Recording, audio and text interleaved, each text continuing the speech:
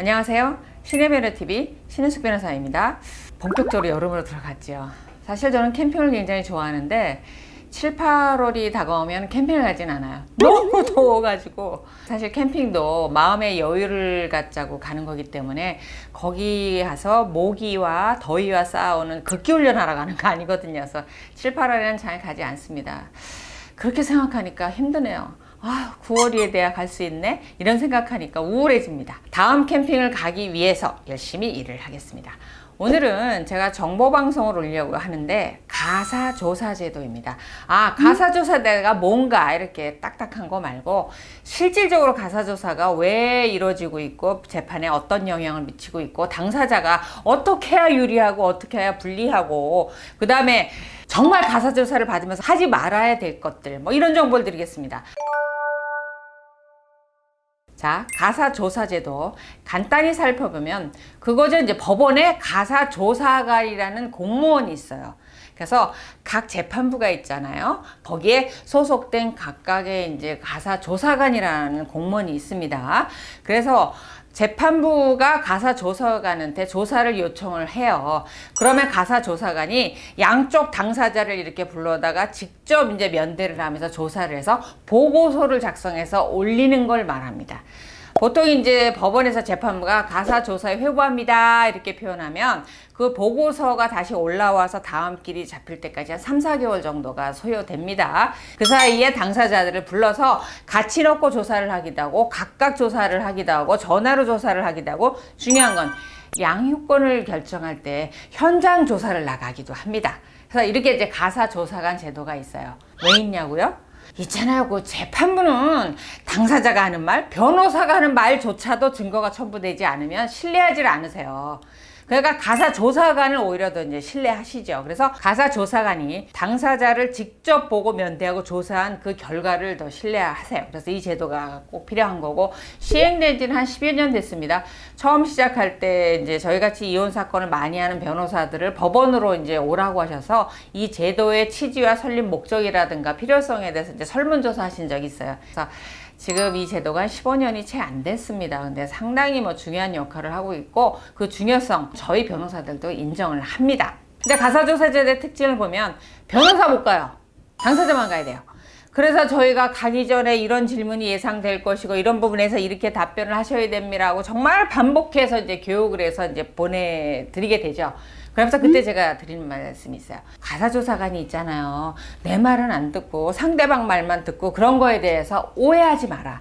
왜 가사조사관이 내 말은 안 듣고 저 사람 말만 들어주지? 그런 오해를 하실 필요가 없어요. 나중에 보고서를 보면 생각보다 굉장히 중립적이고요. 일단은 모든 사법기관, 수사기관은 얘기를 많이 하게 하는 쪽이 그닥 그렇게 유리하지 않습니다. 오히려 증거도 명확하고 주장이 분명하다면 질문을 오히려 안 합니다. 그래서 질문을 안 받고 내 얘기를 안 듣는 거를 오해하시면 안 돼요. 반대인 경우가 굉장히 많습니다. 그거 하나 이제 힌트를 드리고 그 다음에 그럼 가사조사 제도가 이혼소송에서 반드시 있느냐? 그렇진 않아요. 쟁점이 없거나 다툼이 없으면 없는 경우도 있고요. 가사조사 제도가 반드시 필요한 건 유책사유에 대해서 쟁점이 서로 다툴 때하고 양육권 다툼이 치열할 때입니다. 그리고 1심에서도 열리지만 1심에서 가사조사 제도 회부가 안 될 때면 2심에서도 가사조사 제도 회부될 수 있고요. 1심에 때 했던 것이 소송 한 2년 하니까 아이가 자란 환경도 바뀌고 이럴 수 있어요. 그럼 2심에 또 하기도 합니다. 그때 이제 딱 지정하세요.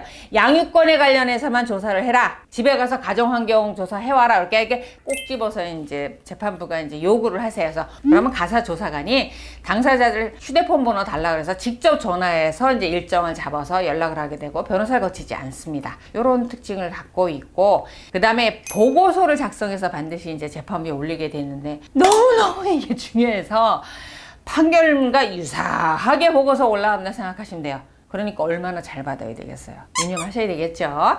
여기가 일반적인 절차고 그럼 가사조사 제도에서 정말 하지 말아야 될 게 뭘까? 첫 번째 녹음입니다.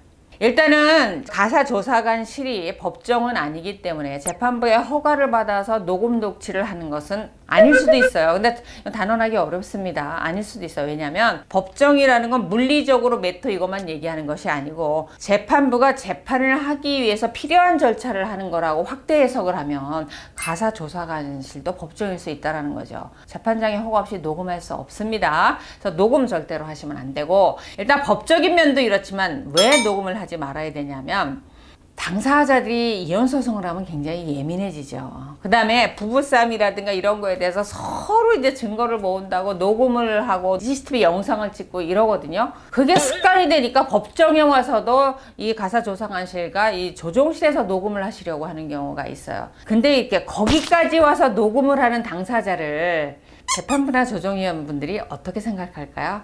아, 그렇겠다, 이해할 수 있다, 당연하지, 이렇게 생각할까요? 제 생각은 다릅니다. 여기까지 와서 녹음을 한다? 재판부를 믿지 못하나? 조정위원을 신뢰하지 못하나? 그럼 그 당사자에 대해서 재판부는 애정을 가질까요? 이 생각 꼭 하셔야 됩니다. 그리고 이게 녹음한 게 혹시나 이제 본인한테 유리한 증거가 나왔다고 막 서면으로 막 제출을 해버린다?